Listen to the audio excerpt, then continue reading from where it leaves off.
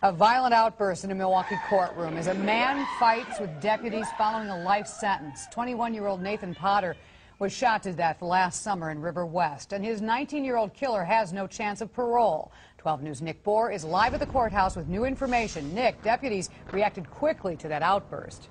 Right, Kathy, almost as if they anticipated it, which they did because of the convicted killer's actions last February during his trial. 21-year-old UWM student Nathan Potter was shot to death in a robbery last July as he walked to his River West apartment after a night out. He wasn't carrying any money. Judge, there's nothing that can be said to bring back our Nathan. But your sentence can ensure that Shondell does not have the opportunity as a free man to inflict pain like this again. Is there such thing as pure evil? We think so.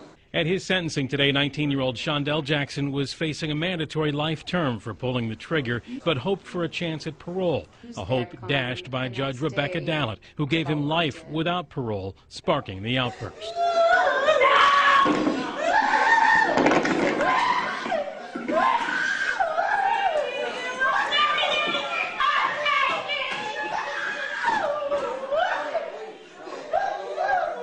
It all started when Jackson turned towards the Potter family, something deputies were watching for. At the sentencing today, prosecutors played this 12 News video of Jackson's February conviction when Jackson gestured to the Potter family several times, cursed at them, and as he was let out of court, our camera caught him smiling at the victim's family.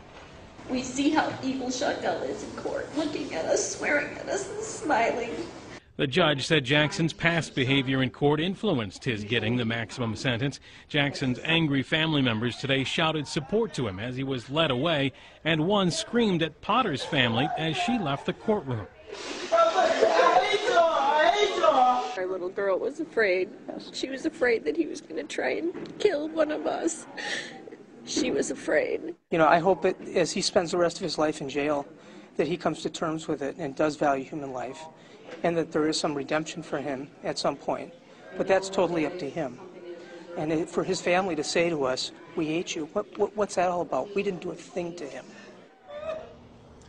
Jackson's accomplice, Derek Thomas, was sentenced this afternoon. He'd pleaded guilty earlier. He was sentenced to 12 years in prison. Live at the courthouse, Nick Bohr, WISN 12 News.